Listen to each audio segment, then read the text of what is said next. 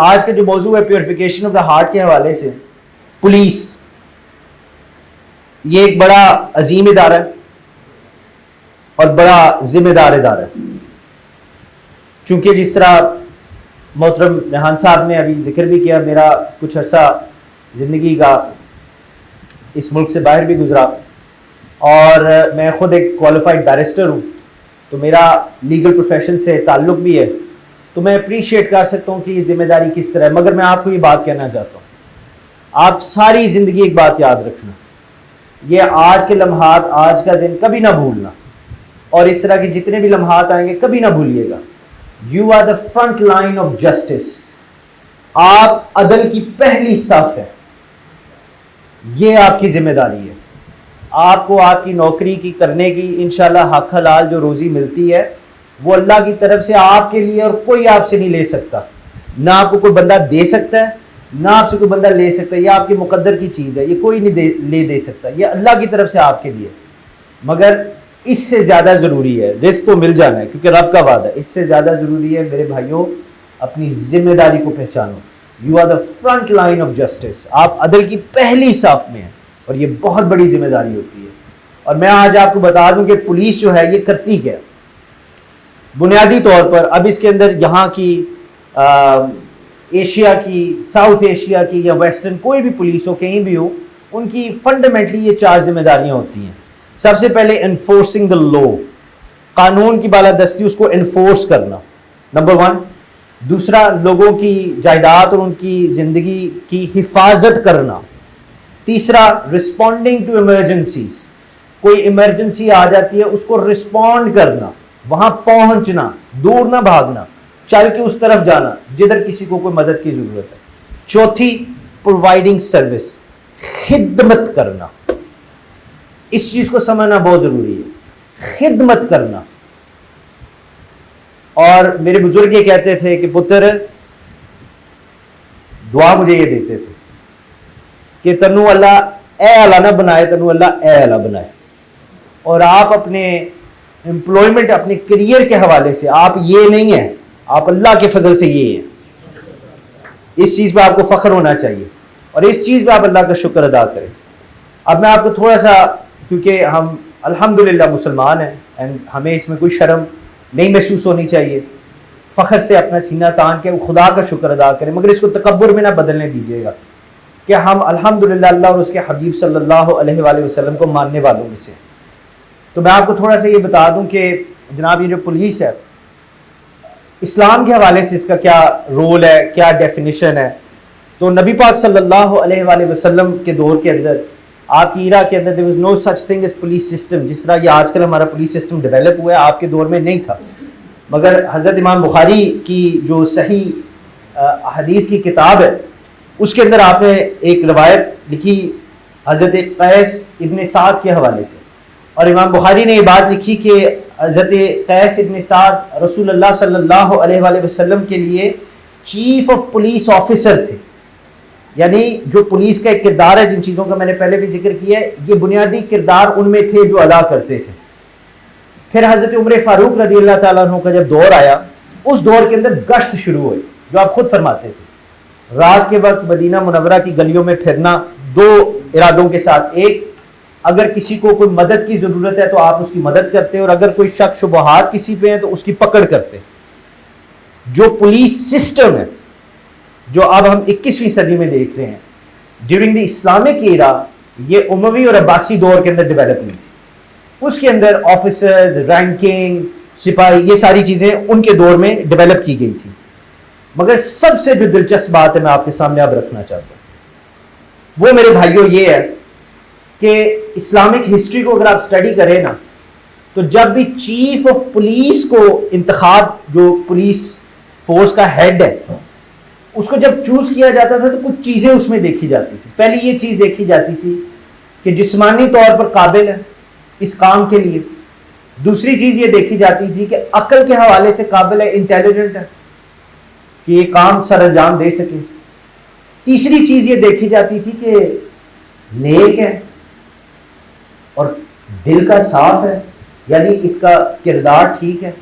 یہ کرائٹیریا ہوتا تھا. اور میں جب ریسرچ کر رہا تھا میرے پاس وقت نہیں کہ میں آپ کو سارے ریفرنسز دوں, آپ بس میری اس بات کا اعتماد کر لیں. ان گنت انسٹنسز ہیں ہماری ہسٹری کے اندر جہاں چیف آف پولیس کو اسی طرح جو وقت کا حکمران تھا اسی کرائٹیریا میں اس کے مطابق وہ چوز کرتا تھا. اب چونکہ ہمارا موضوع بھی اس طرح ہے, میں اپنے موضوع کی طرف جانا چاہتا ہوں. اس سے پہلے ایک دو جملے آپ کو یہ کہتا چلوں. فزیکلی اسٹرانگ ہونا ہے جسمانی طور سے تو میرے بھائی خوراک اچھی کرو اور ایکسرسائز کرو. مینٹلی طور پہ اللہ کے فضل سے اگر کوئی ڈسیبلٹی نہیں ہے الحمدللہ تو ہم سب ایکولی انٹیلیجنٹ ہیں. اور یہ بایولوجیکلی چیز پروون ہے کہ جس طرح آپ ایکسرسائز کر کے یہ ویٹس وغیرہ کر کے جسم کے مسلس کو ڈیولپ کرتے ہیں, this is how you can develop your brain muscles. اپنے دماغ کے مسلس کو آپ اسی طرح ڈیولپ کر سکتے ہیں. تو فزیکلی اسٹرانگ ہونا دس از ڈویبل. انٹیلیجنٹ ہونا اس کو مزید امپروو کرنا یا آپ اپنی انٹیلیجنس امپروو کرنے کے لیے, یہ سارا ڈیزائن انہوں نے اسی لیے کیا ہے کہ آپ کی انٹیلیجنس امپروو ہو. مگر اس کے ساتھ ساتھ ایک اور چیز ہے جس کی طرف ہم جا رہے ہیں جو ان سیشنز کا مقصد ہے وہ آپ کے سامنے ابھی میں رکھتا ہوں. پھر اس کے بعد چیز آ جاتی ہے پائٹی کی, نیکی کی, اچھے کردار کی. تو یہ جان لیجیے کہ یہ جب تک یہ دل نہیں نہ صاف ہوتا بندہ نیک نہیں ہو سکتا, بندے کا کردار اسٹرانگ اور اچھا نہیں ہو سکتا. باقی ساری چیزیں آپ اپنی خوراک اچھی کر لیں, ایکسرسائز کر لیں, کتابیں پڑھ لیں, کورسز کر لیں اور اس طرح کے انٹلیکچولی انگیجنگ سیشنز میں انڈلج کر لیں تو آپ کے دماغ کے مسل ڈیولپ ہو جائیں گے. مگر نیک ہونے کے لیے جو چیف آف پولیس کے لیے تھرو آؤٹ آر ہسٹری ایک کرائٹیریا تھا, آپ کو اپنا دل صاف کرنا پڑنا. پھر اس کے بعد آپ کے کردار کی باری آئے گی. تو اس کے لیے ضروری ہے اب اگلی جتنی گفتگو ہونی ہے, آپ سارے اسپائرنگ پولیس آفیسرز ہیں انشاءاللہ, اللہ آپ کو ترقی عطا فرمائے, سلامت رکھے. ویسے ماشاءاللہ جی بڑے موٹیویٹڈ اور انتھوزیاسٹک ہے کیونکہ جتنی اونچی آمین انہوں نے اس بات پہ کی ہے نا جی, ماشاءاللہ اللہ آپ کو سلامت رکھے. خوشی ہوتی ہے یار جو بھی زندگی میں کام کرنا ہے نا, بی پیشنیٹ اباؤٹ اٹ. اگر میں نے ادھر کھڑے ہو کے بات کرنی ہے, مجھے پتا ہے میں اتنا قابل نہیں ہوں, مجھے پتا ہے, مگر I am passionate about it کیونکہ جو بات میں آپ کو کہہ رہا ہوں واللہ میں اپنے دل و جان سے اس چیز میں یقین کرتا ہوں. اور میری زندگی کا تجربہ بھی اس طرح رہا ہے کہ ہر آسانی, ہر مشکل کے ساتھ میرے رب نے آسانی دی ہے, ہر چیلنج کے ساتھ میرے رب نے اس کا حل دیا ہے. تو انشاءاللہ تعالی نیت صاف ہو تو میرا رب دروازے کھولتا رہتا ہے. تو انتھوزیاسٹک اور پازیٹیو رہنا چاہیے. اب اگلی جتنی گفتگو ہے وہ اب اسپائرنگ پولیس آفیسر ہو کے نہیں سننی, وہ ایز اے مسلمان ہو کے سننی ہے کیونکہ میں اور آپ پہلے مسلمان ہیں, بعد میں یہ سارے لیبلز ہیں.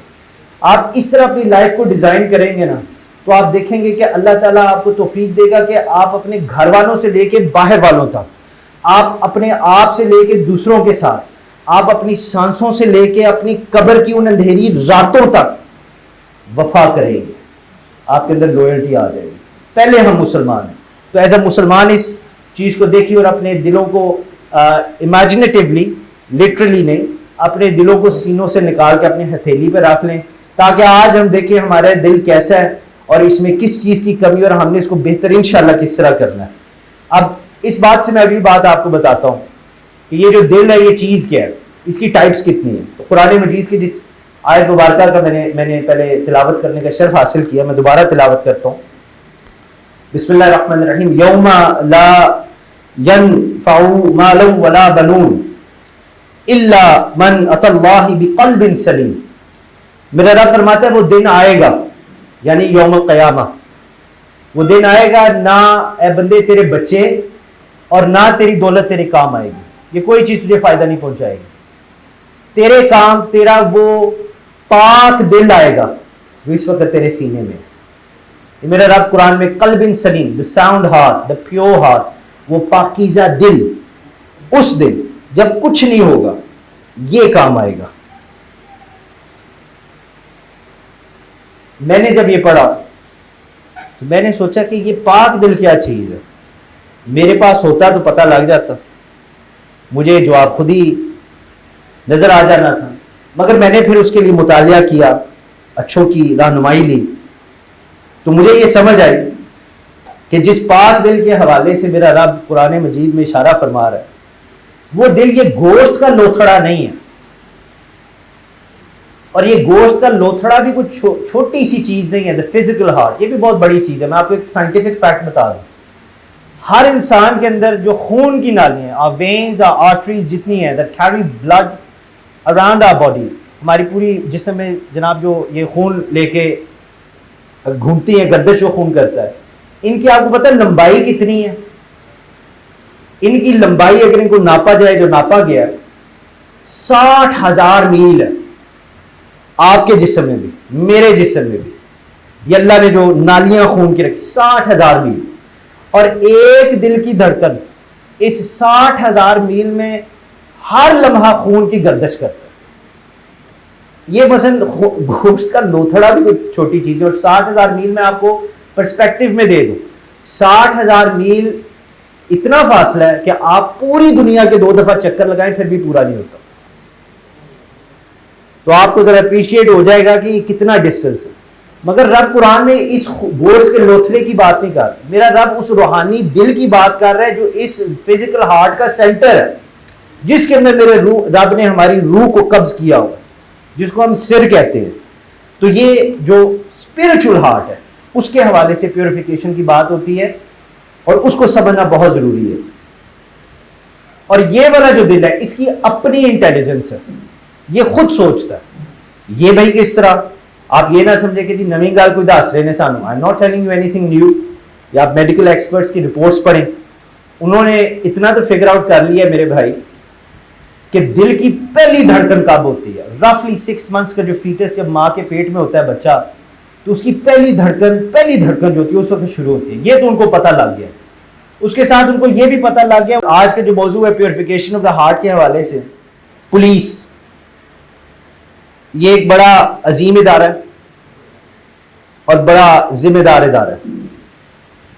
چونکہ جس طرح محترم ریحان صاحب نے ابھی ذکر بھی کیا, میرا کچھ عرصہ زندگی کا اس ملک سے باہر بھی گزرا, اور میں خود ایک کوالیفائڈ بیرسٹر ہوں, تو میرا لیگل پروفیشن سے تعلق بھی ہے. تو میں اپریشیٹ کر سکتا ہوں کہ یہ ذمہ داری کس طرح ہے. مگر میں آپ کو یہ بات کہنا چاہتا ہوں, آپ ساری زندگی ایک بات یاد رکھنا, یہ آج کے لمحات, آج کا دن کبھی نہ بھولنا, اور اس طرح کے جتنے بھی لمحات آئیں گے کبھی نہ بھولیے گا. You are the front line of justice. آپ عدل کی پہلی صف ہے. یہ آپ کی ذمہ داری ہے. آپ کو آپ کی نوکری کی کرنے کی انشاءاللہ حق حلال جو روزی ملتی ہے وہ اللہ کی طرف سے آپ کے لیے, اور کوئی آپ سے نہیں لے سکتا. نہ آپ کو کوئی بندہ دے سکتا ہے, نہ آپ سے کوئی بندہ لے سکتا ہے. یہ آپ کے مقدر کی چیز ہے, یہ کوئی نہیں لے دے سکتا. یہ اللہ کی طرف سے آپ کے لیے. مگر اس سے زیادہ ضروری ہے, رزق تو مل جانا ہے کیونکہ رب کا وعدہ ہے. اس سے زیادہ ضروری ہے میرے بھائیوں, اپنی ذمہ داری کو پہچانو. You are the front line of justice. آپ عدل کی پہلی صف میں ہیں, اور یہ بہت بڑی ذمہ داری ہوتی ہے.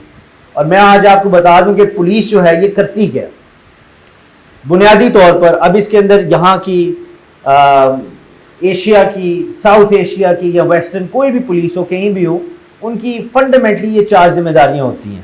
سب سے پہلے انفورسنگ دا لا, قانون کی بالادستی اس کو انفورس کرنا, نمبر 1. دوسرا, لوگوں کی جائیداد اور ان کی زندگی کی حفاظت کرنا. تیسرا, رسپونڈنگ ٹو ایمرجنسیز.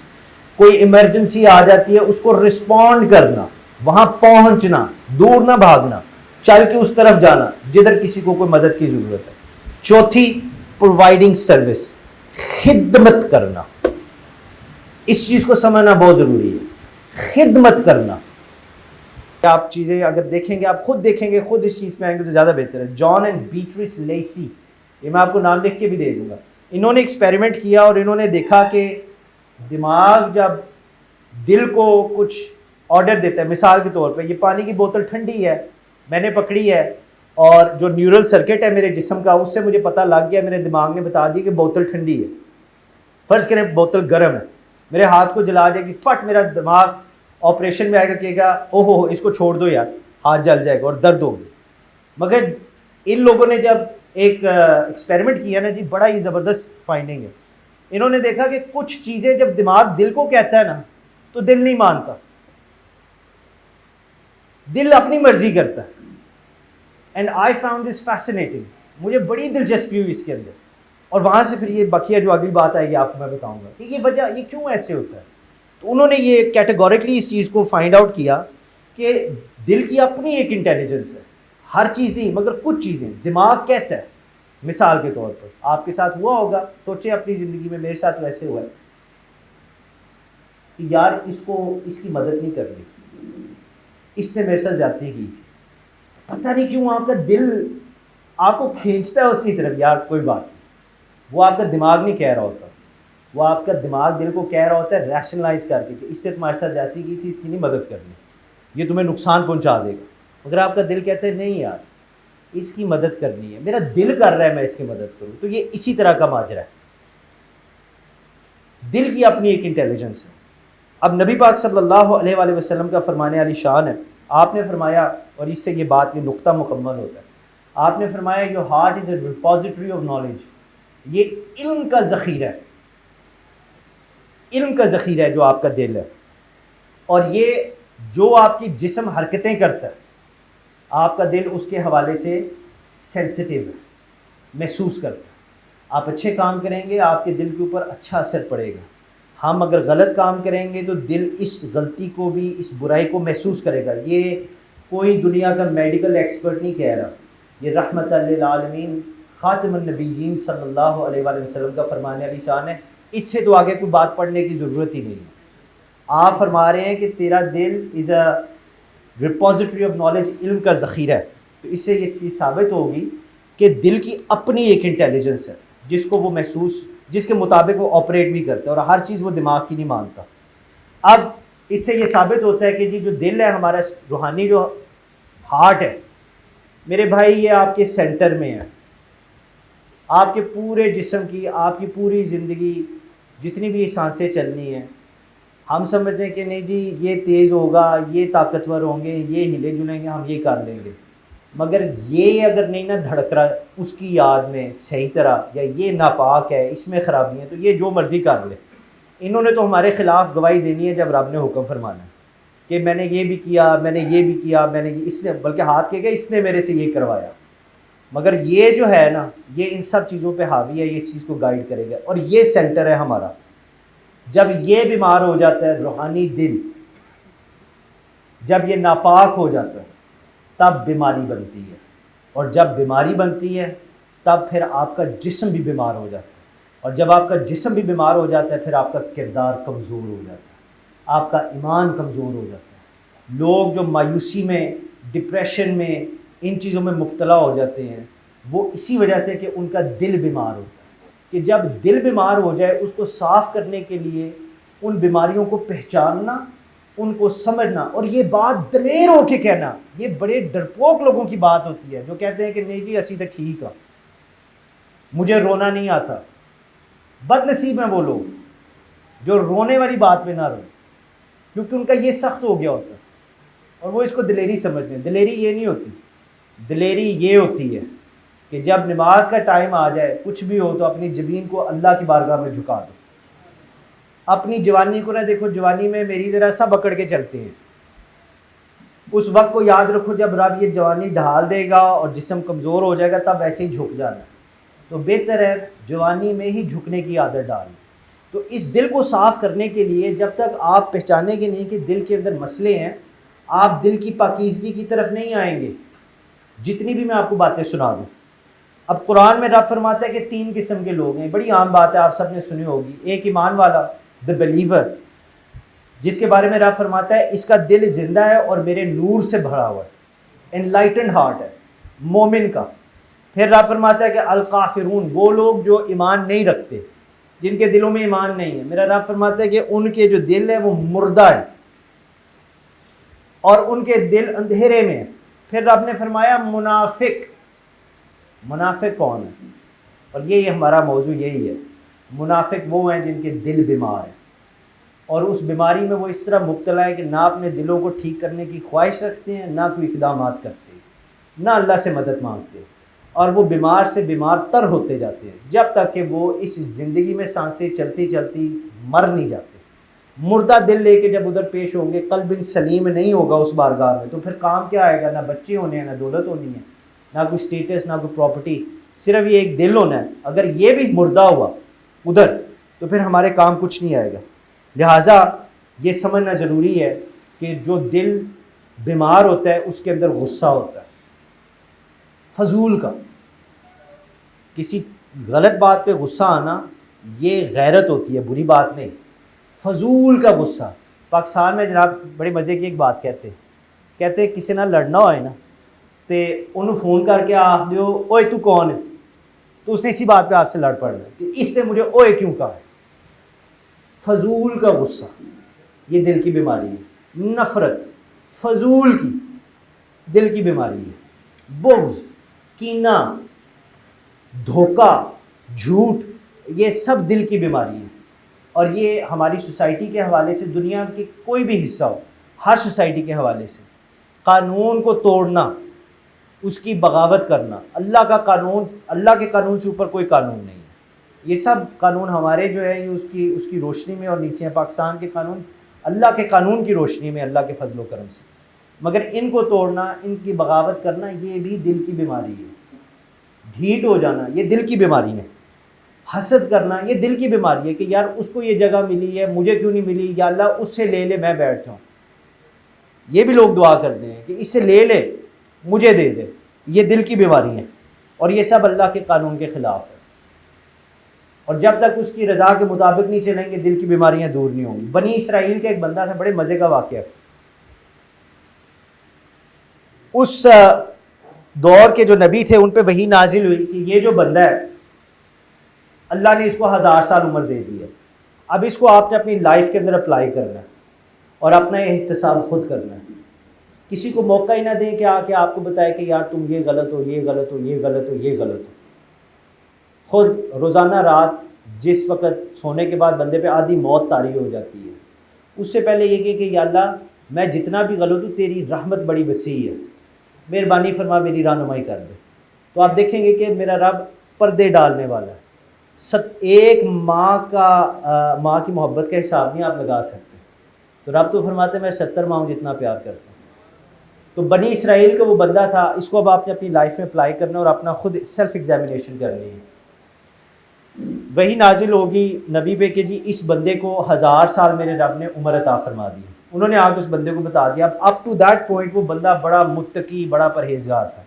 جو ہی اس کو خبر ملی نا کہ میری عمر اب 1000 سال ہے تو اس نے فوراً سوچا کہ یار میں ایویں ہی عبادت کر کر کے تھک گیا ہوں، 1000 سال عمر ہے تو میں 900 سال عیاشی کرتا ہوں، آخری 100 سال معافی مانگ لوں گا. اب لاجکلی اس میں کوئی بات غلط نہیں ہے. لاجکلی اگر بندہ سوچے تو بندہ کہتا ہے ٹھیک ہے جی 900 سال کر لیں گے، 100 سال لگائیں گے، بڑا ٹائم ہے معافی مانگنے کا، اللہ معاف کرنے والا معافی مل جائے گی. اسے ایسے ہی کیا. 900 سال گزر کے آخری 100 سال آ گئے. 100 سال میں انٹر ہوا، اس کو اپنی بات یاد آئی، یکدم ایک وسوسہ اٹھا. اس نے کہا یار 100 سال ہے، اس میں سے 90 سال میں اور عیاشی کر لیتا ہوں، ہر غلط کام کر لیتا ہوں جو میرا دل کرے، آخری 10 سال میں معافی مانگ لوں گا. لے جی آخری 10 سال آ گئے. آخری 10 سال کے اندر اس نے کہا 9 سال اور 9 سال بھی گزر گئے، آخری سال آ گیا. اس نے کہا یار ایسے تو 12 مہینے پہ ہیں، کیونکہ اس کو پتا تھا کس دن اس سے مرنا ہے. اس نے کہا لو جی 11 مہینے اور عیاشی کر لیں. آخری مہینہ حتیٰ کہ آخری سانس آ گئی. وہ برے کام کر کر کر کر کے اس کا دل اتنا سخت ہو گیا ہوا تھا، اس کا دل اتنا ہارڈ ہو گیا ہوا تھا، اتنا کالا ہو گیا تھا، اتنا بلیک ہو گیا تھا کہ میرے رب نے اس سے توبہ کی توفیق ہی لے لی اور وہ اسی طرح مر گیا. میرے بھائیوں اس چیز پہ ذرا غور کرو. ایوریج عمر جو میرے بھائیوں جو چل رہی ہے نا، it is between 60 and 70 for any Pakistani male, کیونکہ ہماری خوراکیں ان میں تیل زیادہ ہوتا ہے، نمک بھی زیادہ ہوتا ہے، اور ویسے بھی جو پروسیس فوڈ ہے. تو آپ نے 1 کوارٹر گزار دی ہے. میری عمر آپ سے زیادہ ہے، میں نے اپنی زندگی کا آلموسٹ ہاف حصہ گزار دیا ہوں. موت کا کوئی پتہ نہیں ہے. تو ایوریج پہ میں بیس کر رہا ہوں. اس بندے کو تو پتہ تھا کہ 1000 سال، اس سانوں تو پتہ بھی نہیں کہ ادھر سے نکل کے باہر جانا ہے یا نہیں. تو ہمیں تو اس سے زیادہ توبہ کرنی چاہیے اور زیادہ جلدی کرنی چاہیے اور ہر لمحہ ہر سانس کے ساتھ کرنی چاہیے. نہیں بھی غلطی معافی مانگ لو، نہیں بھی غلطی معافی مانگو. میرے بزرگ کہتے تھے پتر کسی نو پہلے سلام کرن نال شان کٹدی نہیں وددی ہے. آزما کے آپ دیکھ لیں. اللہ کے فضل و کرم سے یہ جو چیزیں ہیں یہ حقیقت ہے. ہم خود اپنے آپ کو غلط ٹریک، کسی کی سازش نہیں ہے، کسی یہود و نصارہ کی سازش نہیں ہے. میں ان ملکوں میں رہ کے میں آپ کو بتا رہا ہوں کسی کی سازش نہیں ہے. ان کی سازش اگر ہے بھی تو بعد میں آتی ہے. سب سے پہلے ہمارے اس پیٹ کی سازش ہے ہمارے خلاف. یہ راستہ ہے نفس امارہ جس کو کہتے ہیں، یہ شیطان، یہ ابلیس کا راستہ ہے. یہ ادھر سے آپ کے اندر بھی اور میرے اندر جاتا ہے. اس کی سازش ہے اس کے خلاف. اس کو پکڑو، اس کو پہچانو، اور پھر اپنی بچت کی دعا مانگو. تو آپ کو ہمیں یہ چاہیے جن کو پتہ بھی نہیں کہ کب زندگی ختم ہو جانی ہے، تو ہمیں تو اس بنی اسرائیل بندے سے زیادہ احتیاط کرنی چاہیے، زیادہ فکر کرنی چاہیے کہ کوئی ایسا کام نہ ہو جائے کہ ہم مارے جائیں اور ٹائم ختم ہو جائے اور پیش ہونے کا وقت آ جائے. انشاءاللہ اگر زندگی نے موقع دیا تو کبھی سر اسپیسیفکلی موت کے اوپر بات ہونی چاہیے. اسپیسیفکلی میں اگلے دن میرا لیکچر تھا صرف موت کے اوپر، اور میرے سے وہ کمپلیٹ نہیں ہو پایا کیونکہ مجھے اتنا سخت رونا آیا یہ سوچ کے کہ میں ان کو کیا کہہ رہا ہوں، مجھے اپنی قبر کا نہیں پتہ، مگر مجھے اتنا فائدہ ملتا ہے جب بھی میں موت کا سوچتا ہوں کہ میری یہ جو زندگی کی سانسیں ہیں یہ ذرا سنبھل جاتی ہیں. اس لیے انشاءاللہ اگر زندگی نے مہلت دی، میرے اللہ نے کرم فرمایا، تو ہم موت کے اوپر بھی ضرور بات کریں گے. ابھی کے لیے آپ اس چیز کو سمجھیں کہ جب آپ کا دل بیمار ہو جائے اس بنی اسرائیل کے بندے کی طرح 1000 سال گناہ کر کے رب نے دل اتنا سخت اور کالا کر دیا کہ اس کو توبہ کی توفیق ہی نہیں ملی اور اسی طرح چلا گیا. اللہ ایسا انجام کسی کا بھی نہ کرے. آپ دعا کریں انشاءاللہ. تو ہمیں اس حوالے سے زیادہ ضروری ہے دیکھنا کہ یہ دل پاک ہو اور جلدی جلدی پاک ہو. 22 سال آپ کی عمر ہوگی ہے، 30 کسی کی ہوگی ہے، 40 کسی کی ہوگی ہے. یہ زندگی گزرتے پتہ ہی نہیں لگتا، اور پتہ نہیں کس 8 سال کے بچے بھی فوت ہوتے ہیں، 2 سال کے بھی ہوتے ہیں، 70 سال کا بابا بھی چل پھر رہا ہوتا ہے، وہ بھی 72 73 پہ اللہ کو پیارا ہو جاتا ہے. دیر از نو گارنٹی، کسی کو نہیں پتا کہ وہ وقت کب مقرر ہے. لہٰذا سیز دی اپرچونٹی. اسی لمحے اس بات ختم ہونے سے پہلے، میرے منہ سے اگلا جملہ نکلنے سے پہلے، آپ کے دل سے، آپ کے جسم سے اگلی سانس نکلنے اور اندر جانے سے پہلے اللہ سے معافی مانگیں، اور کسی کو نہ بتائیں کس چیز کے لیے معافی مانگیں. اللہ سے معافی مانگیں. آپ کو اور مجھے اپنے گناہوں کا خود بتائیں. تو اس دل کو صاف کرنے کے لیے بہت ضروری ہے. اب ہمارے مذہب کے اندر، دین کے اندر، اسلام کے اندر 2 چیزیں جو دل کو بیمار کرتے ہیں، اور یہ ٹرمینالوجی ہے، اس کو یاد رکھیں، میں آپ کو بتاؤں گا ان کا مطلب ہی کیا ہے. پہلی چیز ہے شبہات. شبہات وہ چیزیں ہوتی ہیں جن کے اندر شک شامل ہوتا ہے. اب آپ کہیں گے یار عجیب انسان ہے، ہم پولیس آفیسر ہیں، we training to be police officers, ہمارا تو کام ہی یہ ہے کہ کرائم کو پکڑنا ہے اور اس کو شک کے بغیر نہیں پکڑا جاتا. تو میرے بھائی یہی آپ کی آزمائش ہے. جب میں پریکٹس کر رہا ہوتا ہوں، میرے پاس کلائنٹ آتا ہے، وہ کہتا ہے کہ جی میں نے اس کو قتل نہیں کیا، تو میرا پروفیشن مجھے یہ سکھاتا ہے کہ آپ نے اپنی کلائنٹ کا ساتھ دینا ہے تب تک جب تک قانون کے دائرے کے اندر ہے. جس دن میرا کلائنٹ آ کے مجھے یہ کہتا ہے یہ مسکنسیپشن ہے وکیلوں کے بارے میں کلیئر کر دوں، کیونکہ یہ بندہ غلط کام کرتا ہے، لاء نے یہ غلط کام نہیں سکھایا ہوا. جس طرح آپ کا بھی پروفیشن آپ کو یہ نہیں سکھاتا کہ جا کے شک کریں لوگوں کے اوپر. آپ کا پروفیشن یہ سکھاتا ہے، میرا پروفیشن یہ سکھاتا ہے بیس اٹ آن ایویڈنس، ثبوت کے اوپر، اپنی انویسٹیگیشن کے اوپر بیس کریں. شبہات جو ہیں یہ دل کی بیماری کی علامت ہے. ایویں ہی شک ہوا ہوتا ہے، تم نے یہ کیا ہوگا، ایسے کیا ہوگا اور ویسے ہو گیا ہوگا. یہ شبہات ہے. اور شبہات جو ہوتے ہیں میرے بھائیوں یہ دل کی بیماری ہوتی ہے، جس میں سے جو سب سے کامن شبہات میں چیز آتی ہے، اور میں یہ جان بوجھ کے آپ کے سامنے چیز رکھ رہا ہوں، یہ سوچنا کہ میرا اللہ مجھے رزق نہیں دے گا، میں نے اپنا رزق خود کمانا ہے. واقعی حرکت میں برکت ہے. میرے سے کسی نے کہا کہ جی دعا کریں میری نوکری لگ جائے. میں نے کہا یار آپ میرے لیے کرنا، میں آپ کے لیے کروں گا. کچھ عرصے بعد اس کی نوکری لگ گئی، اور نوکری لگ گئی، میرے پاس واپس آیا، کہتا ہے جی نوکری لگ گئی ہے. میں نے کہا نوکری چھوڑ دو. کہتا ہے جی نوکری چھوڑ دی تو میں کھاؤں گا کدھر سے؟ تو میں نے کہا نوکری رزق کے لیے تو نہیں کی جاتی. کہتا ہے پھر کیوں کی جاتی ہے؟ میں نے کہا نوکری اس لیے کی جاتی ہے کیونکہ یہ سنت نبوی صلی اللہ علیہ وآلہ وسلم ہے. کام کرنا حضور کی سنت ہے، رزق دینا اللہ کا وعدہ. تو یہ شبہات جب دل میں آ جاتے ہیں نا تبھی یہ شارٹ کٹس آتے ہیں. بندہ کہتا ہے نہیں نہیں یار تھوڑا سا یہ ایسے کر لے, تھوڑا سا ویسے کر لے, آپ میرا اشارہ سمجھ رہے ہو, تھوڑا سا یہ شارٹ کٹ مار لوں, افسر صاحب کو نہیں پتہ لگے گا, میرا جو پریزائڈنگ آفیسر ہے اس کو نہیں پتہ لگے گا, میں ایسے کر لوں. یاد رکھیں رب تو دیکھ رہے ہیں نا جس کو حساب دینا ہے. آفیسر صاحب نہ بھی دیکھیں, ماں باپ نہ بھی دیکھیں, بڑا بھائی نہ بھی دیکھے, اللہ تو دیکھ رہا ہے نا. اور حساب فیصلہ کرنے والے رب کی ذات ہے. دنیا سے ڈرتے ہیں, اللہ سے نہیں ڈرتے, یہ بد نصیبی ہے ہماری. تو یہ جو شبہات دل میں آ جاتے ہیں کہ نہیں یار میں نے کام کرنا ہے, میں نے شارٹ کٹ مارنا ہے, پھر میری بات بنے گی, یہ دل کی بیماری ہوتی ہے. دوسری کیا چیز ہے؟ دوسری یہ چیز ہے میرے بھائیوں جس کو کہتے ہیں شہوات. پہلی کیا تھی؟ کوئی آپ میں سے بتائے گا جی؟ شبہات, شک والی چیزیں. دوسری کیا چیز ہے؟ شہوات. شہوات بھائی کیا ہوتا ہے؟ شہوات ہوتے ہیں آپ کے جسم کے پیشنز. بس یار یہ کھانا ہی کھانا ہے, اس کے لیے کسی کو مارنا بھی وہ مار دوں گا, بس یار وہ کرنا ہی کرنا ہے, اس کے لیے کسی کے حقوق العباد کی تہس نہس کرنی ہے کر دوں گا, بس میں نے اپنا لوہا منوانا ہے, اس کے لیے تجھے جو مرضی مجھے کرنا پڑے, جو ظلم مجھے ڈھانا پڑے میں کر جاؤں گا, میں نے جیتنا ہے, میں ہوں, میں نے بولنا ہے, میں نے سننا ہے, میں نے کمانا ہے. جب یہ آ جاتی ہے نا جس میں ہوتی ہے, جس علامہ اقبال رحمۃ اللہ تعالیٰ علیہ خودی کے حوالے سے, شاہین کے حوالے سے, یہ بڑا رچ لٹریچر ہے اور اس کے پیچھے بہت زیادہ سمبولوجی ہے, بڑے چھپے ہوئے معنی ہیں. ان میں سے ایک یہی ہے کہ وہ جب خودی کی بھی بات کرتے ہیں نا تو وہ خودی کی یہ نہیں بات کرتے کہ میں, یعنی کہ آپ کے نفس کی نہیں وہ بات کر رہے, وہ اس غیرت کی بات کر رہے ہیں جو آپ کے جسم کو اللہ کی بارگاہ میں جھکانے پہ مجبور کرتے ہیں.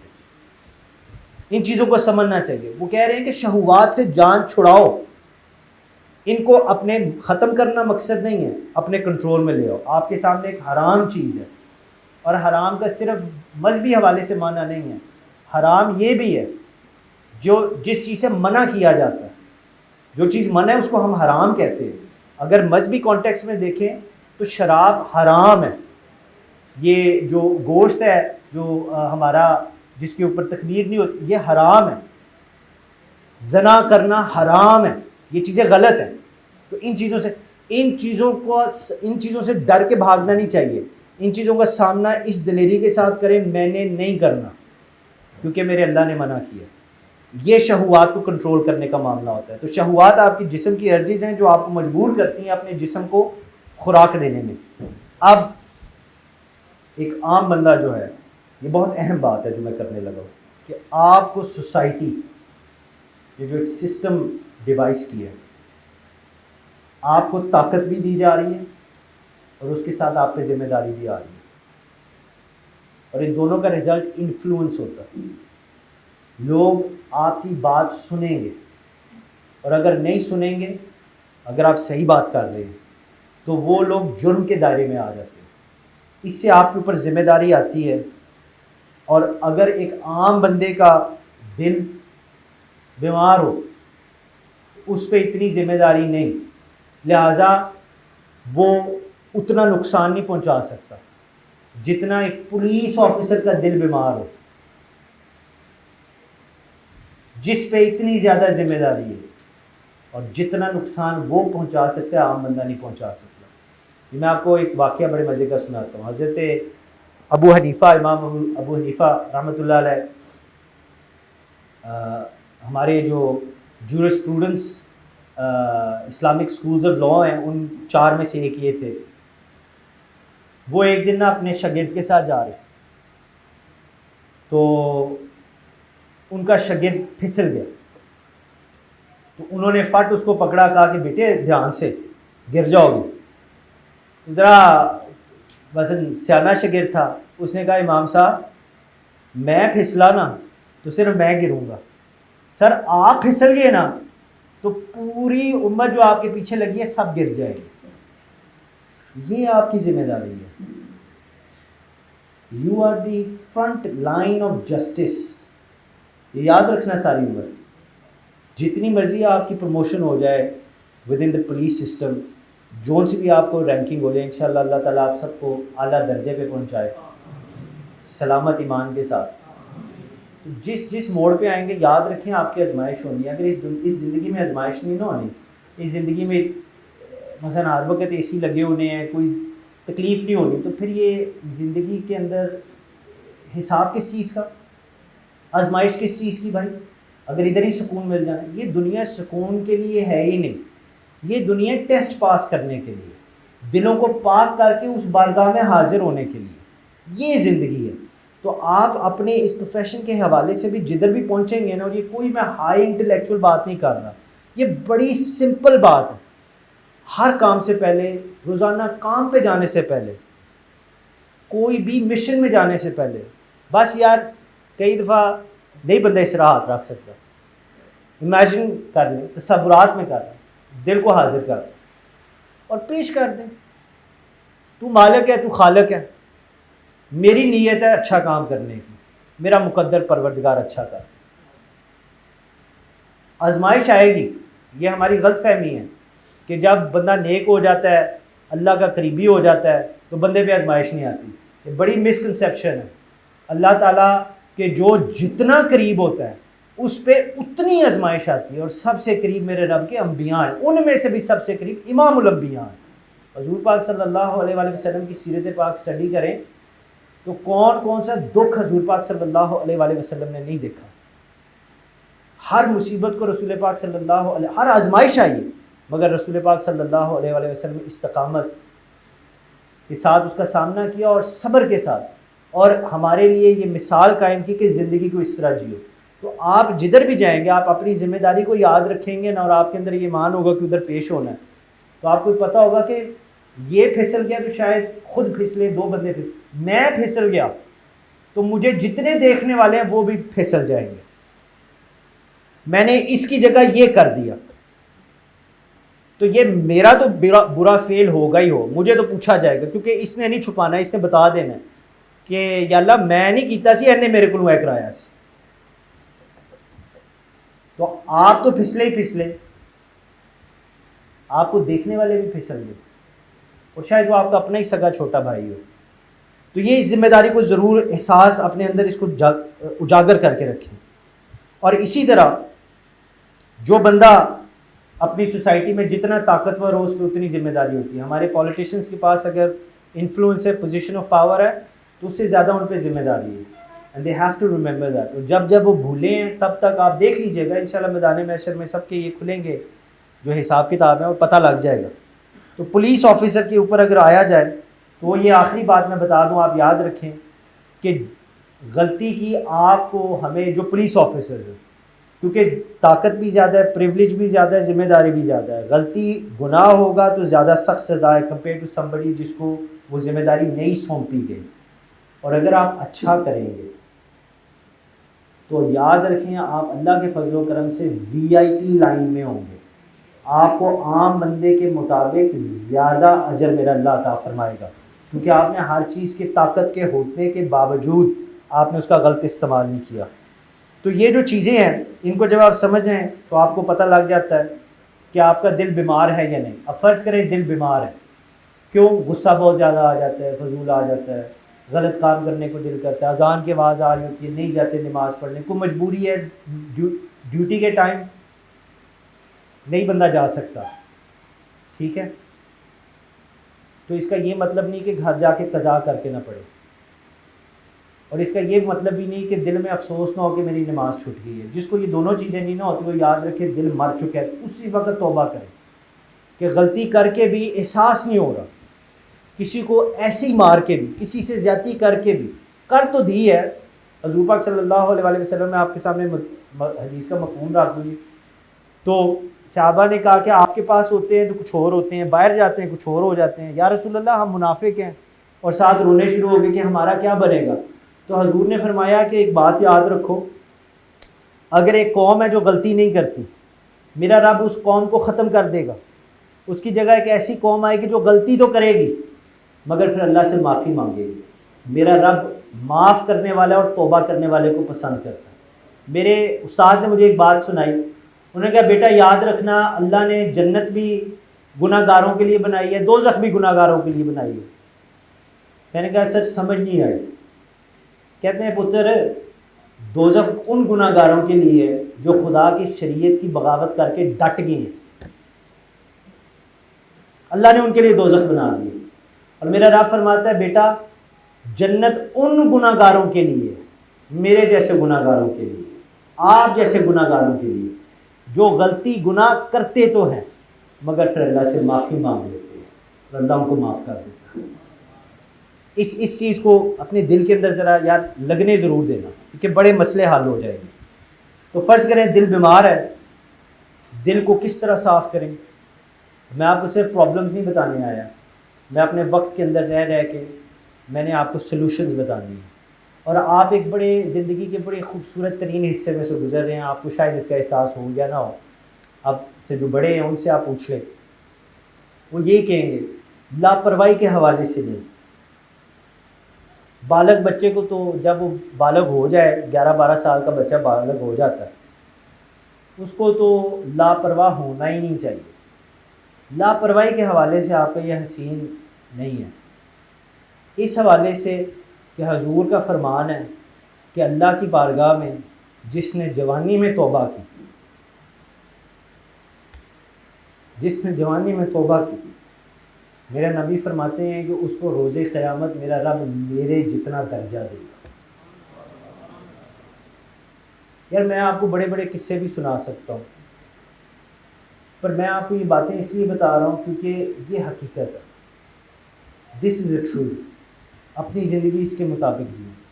یہ بڑا حسین آپ کا ایک پیریڈ آف لائف ہے، یہ آپ کی جوانی ہے، اس جوانی میں معافی مانگ لو اور آپ دیکھو گے آپ کی ساری زندگی بہتر۔ اس جوانی میں دیکھ لو کہ دل بیمار ہے، اس جوانی میں یقین کر لو کہ یہ دنیا بری ہے، یہ ایک امتحان ہے، دکھوں کا گہوارہ ہے، اس میں سکھ کی تلاش نہ کرو۔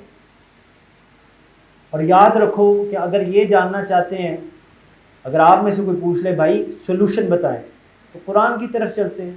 میرا رب قرآن میں فرماتا ہے الا بذکر اللہ تطمئن القلوب، میرا رب فرماتا ہے میرے بندے تجھے سکون تیرے دل کو صرف اور صرف میرے ذکر میں ملے گا۔ اور میرے بھائیوں یہ بات میں بنا کے آؤں اور یہ ہمارے محترم افسران بات آپ کو بتائیں اور اپنی طرف سے بنا کے بتائیں اور ہے، وزیر اعظم صاحب کے اور ہے، ہمارے جو عہدیداران ہیں وہ کہیں اور ہے، ہمارے ماں باپ کہیں تو اور ہے۔ یہ بات اللہ نے قرآن میں فرمائی ہے۔ اللہ فرماتا ہے کہ تجھے زندگی میں کسی چیز میں تیرے دل کو سکون نہیں ملنا بشرط یہ کہ تو سکون کی تلاش میں ہے، نہیں ملنا۔ Richard Branson, Jeff Bezos, Bill Gates کو تو سارے ہی جانتے ہیں، ایلن مسک،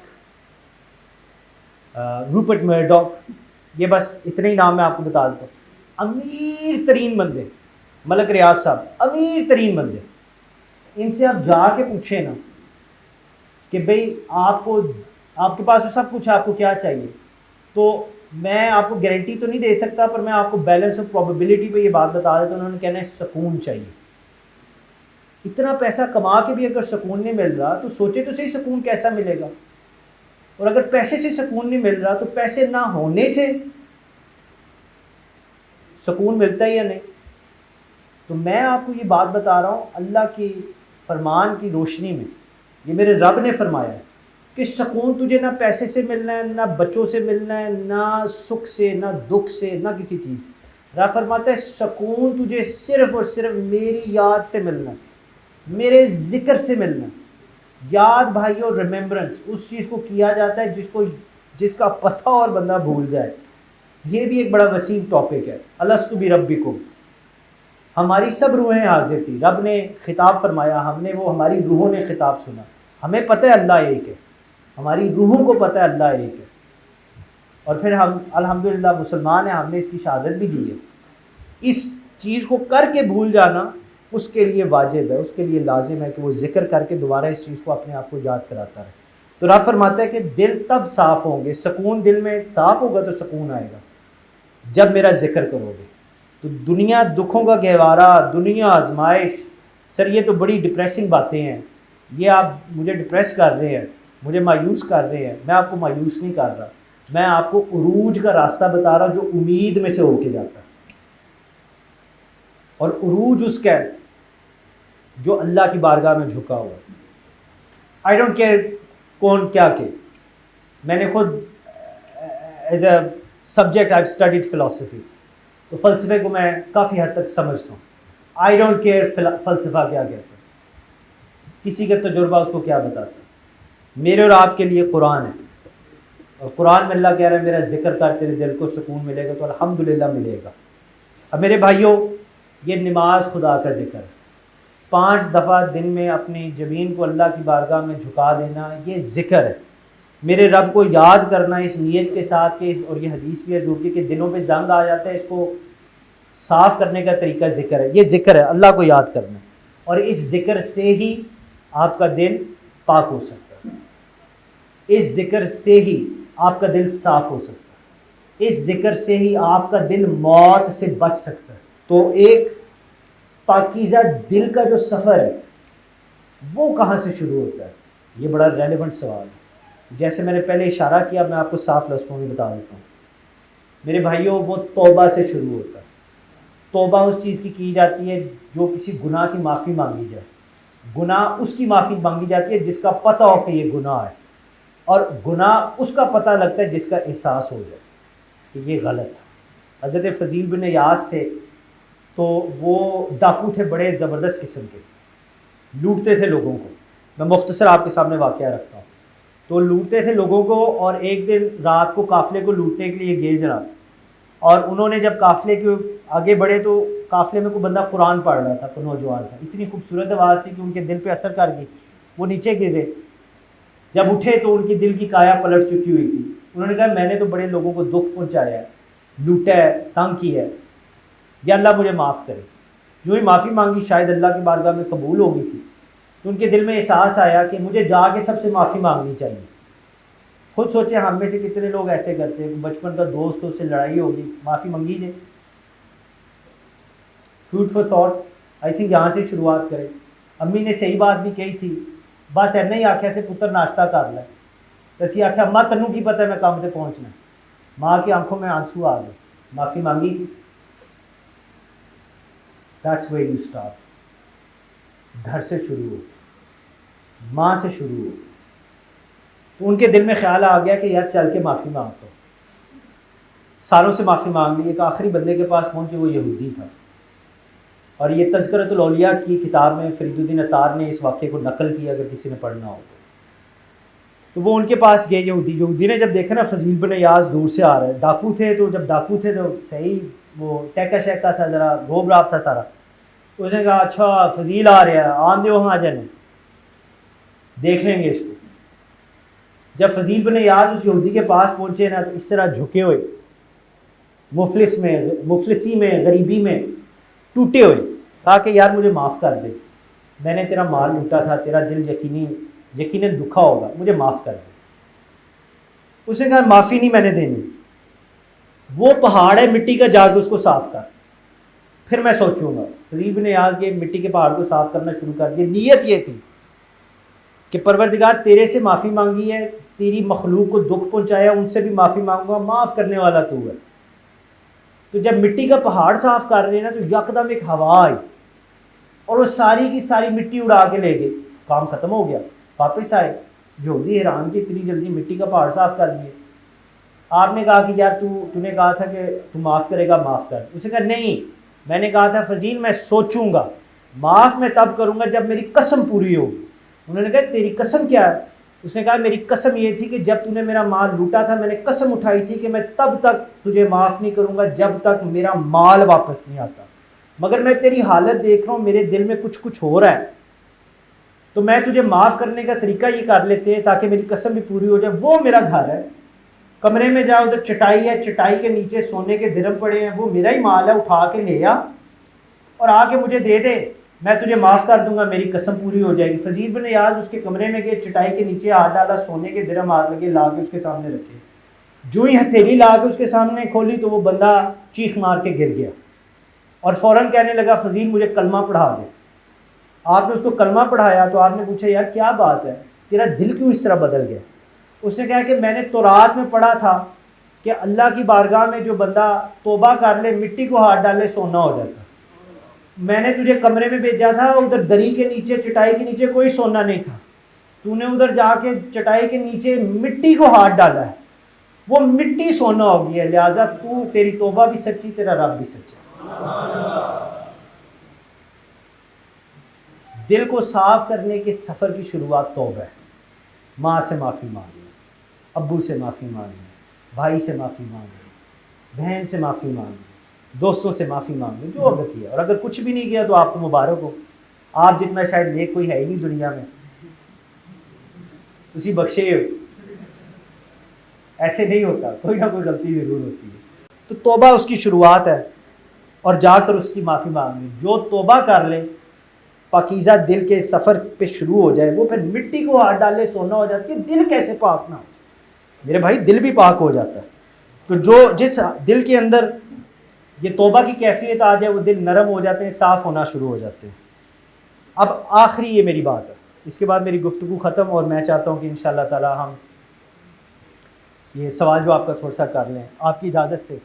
تو الحمدللہ میں اپنے ٹائم میں بھی ہوں، یہ پہلی دفعہ ہی ہے میں اپنے ٹائم میں ہوں۔ ویسے آپ کا دل صاف ہو گیا الحمدللہ، مبارک ہو۔ آپ نے نوکری شروع کر لی، مبارک ہو۔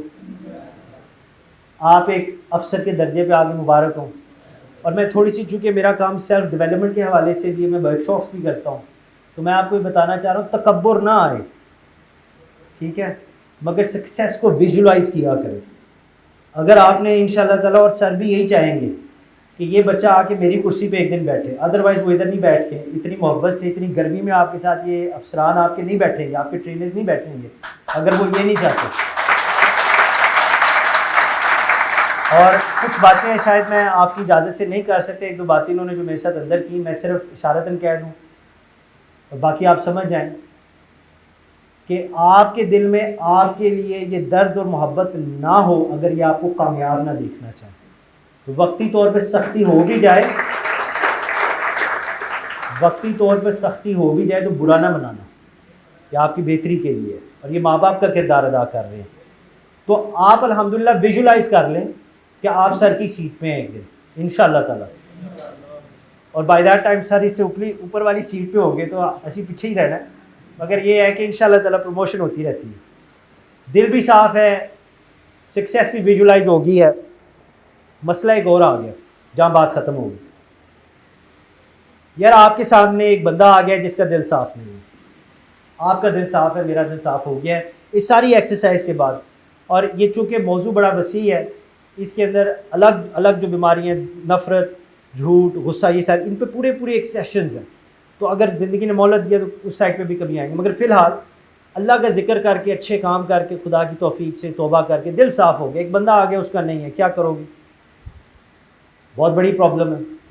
آپ مشن پہ جا رہے ہیں، آپ کے سامنے ایک کرمنل آ گیا، کیا کریں گے؟ میں آپ کو دو چیزیں کہوں گا، ایک جو رول بک میں ہے، go according to the law, follow the law, قانون کو فالو کریں، جتنی طاقت آپ کو قانون دیتی ہے اس کے مطابق اپنے ایکشنز کو کریں۔ جہاں قانون روک دے، آفیسر کا آرڈر آ جائے رک جاؤ، رک جانا چاہیے۔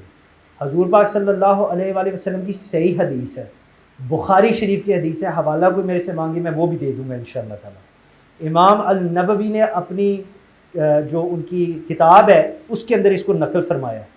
نبی پاک صلی اللہ علیہ وآلہ وسلم نے فرمایا کہ جو بندہ کسی دوسرے بندے کا شکر گزار نہیں نہ ہو سکتا، وہ اپنے رب کا بھی کبھی شکر نہیں کر سکتا۔ اس بات کی گہرائی کو سمجھیں۔ آپ کے سامنے ایک بندہ آ گیا، پہلے تو آپ شکر گزار ہوں جس نے آپ کو دل صاف کرنے کا طریقہ کار بتایا، وہ بندہ آ گیا، آپ کیا کریں گے؟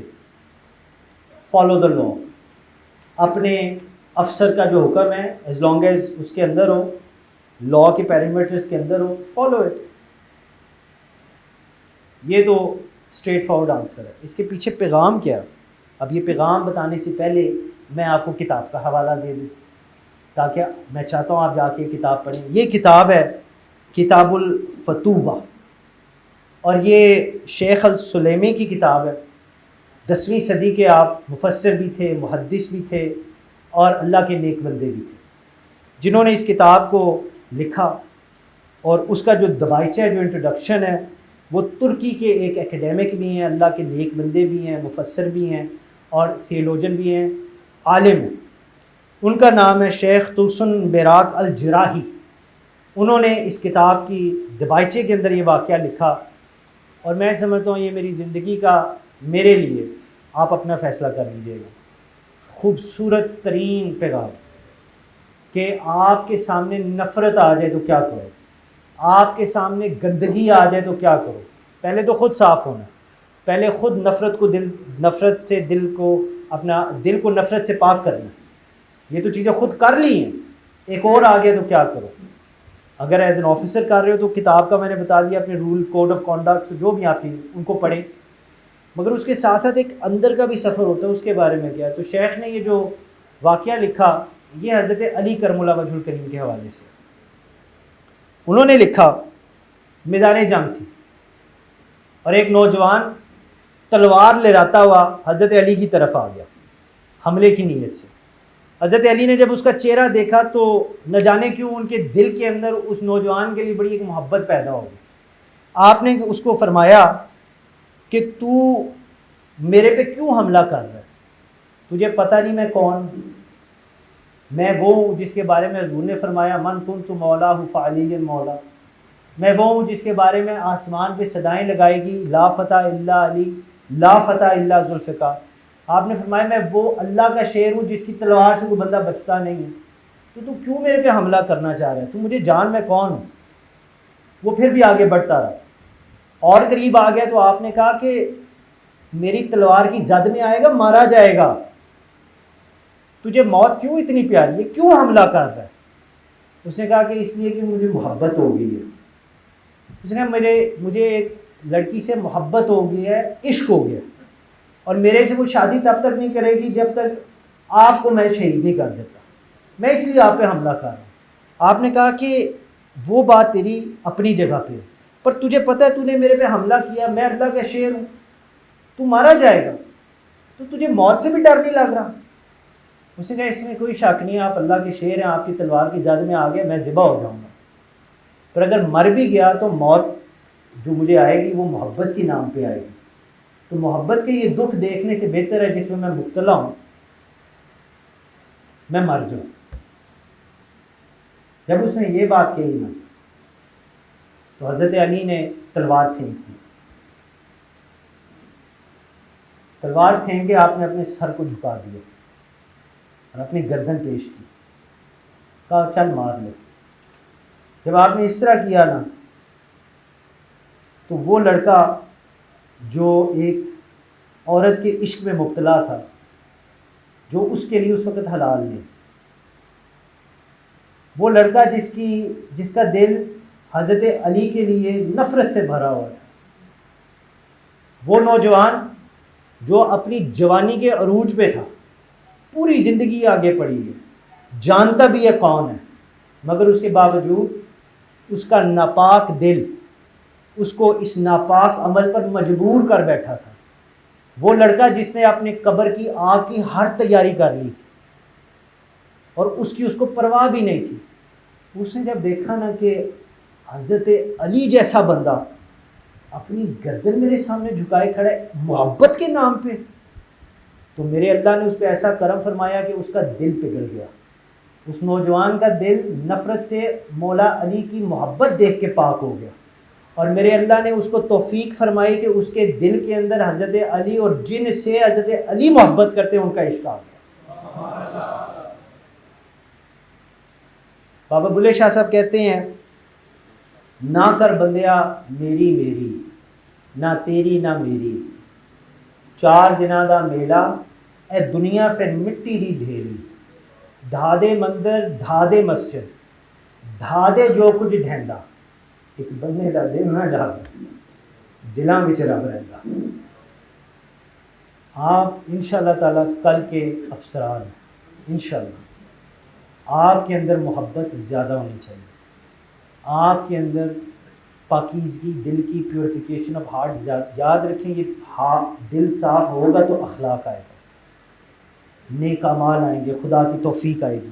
آپ اپنے دل کو صاف کریں، اپنے دل کو کام کریں، سکون میں لائیں خدا کے ذکر سے، تو وہ جو دن آئے گا جب سب نے پیش ہونا ہے، اس وقت قلب سلیم ہوگا، سکون والا دل آئے گا جو ہمارے کام آئے گا انشاءاللہ۔ اور میں علامہ اقبال کا یہ شعر آپ کو سنا کے اجازت لیتا ہوں۔ آپ نے فرمایا کہ زبان سے کہہ بھی دیا لا الہ تو کیا حاصل، میرے بھائیوں دل و نگاہ مسلمان نہیں تو کچھ بھی نہیں۔ ایک پریکٹیکل سٹیپ میں آپ کو بتا دیتا ہوں سیلف ڈیولپمنٹ کے حوالے سے، وہ یہ ہے آج گھر جا کے نا آپ نے ایک پیپر کے اوپر 2 کالمز بنانے ہیں، ایک اور سب سے اوپر آپ نے ایک مسئلہ لکھ دینا، کچھ سوال لکھ دینا، ٹھیک ہے، کوئی پرابلم ہے، جس طرح مثال کے طور پر کہ ابھی اس عمر میں اس لیول پہ ہوں، میں اس سے اوپر جانا چاہتا ہوں، میں کیا کروں؟ یہ آپ کی ایک کویشچن ہے، ایک پرابلم سمجھ لیں اس کو، ایک چیلنج، انفیکٹ پرابلم نہیں چیلنج ہے۔ اس کے نیچے 2 خانے بنانے ہیں، ایک خانے کا ٹائٹل آپ نے لکھنا ہے وہ چیزیں جو میرے کنٹرول میں ہیں، اور دوسری طرف ٹائٹل لکھنا ہے وہ چیزیں جو میرے ہاتھ میں نہیں ہیں۔ جو چیزیں آپ کے کنٹرول میں ہیں اس کے اندر سر فہرست آپ کی نیت آئے گی، آپ کے ایکشنز آئیں گے، آپ کی ڈٹرمنیشن آئے گی، آپ کا ہارڈ ورک آئے گا، اور جو چیزیں آپ کے کنٹرول میں نہیں ہیں وہ آپ کا مقدر ہے، وہ آپ کا نصیب ہے، وہ دوسروں کے فیصلے آپ کے بارے میں ہیں۔ تو جو چیزیں آپ کے ہاتھ میں ہیں وہ اس کو پھاڑ کے جیب میں ڈال لیں اور اس کو پڑھا کریں روز، یار یہ میرے ہاتھ میں ہے، so you can stay focused. اور جو چیزیں آپ کے ہاتھ میں نہیں نا کسی اور کے ہاتھ میں ہیں، الٹیمیٹلی اللہ نے جو آپ کے مقدر میں لکھا ہے اس کالم کو نا لپیٹ کے کسی ایسی جگہ پہ رکھ دیں جو پھر کبھی آپ کو زندگی میں نہ ملے، یعنی اس کو بھول جائے، وہ آپ کے ہاتھ میں نہیں۔ تو آپ دیکھیں گے کہ میرا اور آپ کا کام صرف اپنے آپ کو فوکس کر کے ہارڈ ورک کرنا ہے، باقی جو مقدر میں وہ ملتا ہی ملتا ہے۔ بڑی گاڑی جو ہوتی ہے نا 4x4 82 لیٹرز اس کا وہ ٹینک ہوتا ہے فیول کا، ڈیزل ہے پیٹرول ہے الگ بات ہے۔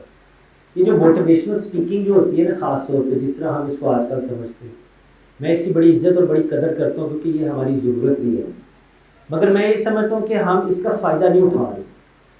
وہ اس طرح کہ جب موٹیویشنل اسپیکنگ کو آپ اس طرح دیکھیں کہ ایک بڑی گاڑی ہے جس طرح میں اور آپ ہیں، اس کا ایک ٹینک ہے جس طرح میرا اور آپ کا بھی ٹینک ہے جس کا آپ بھی ذکر کر رہے ہیں، اس کے اندر 82 لیٹر آپ پیٹرول ڈال دیتے ہیں۔ سر جب وہ پیٹرول ختم ہو جانا ہے پھر کیا کریں گے؟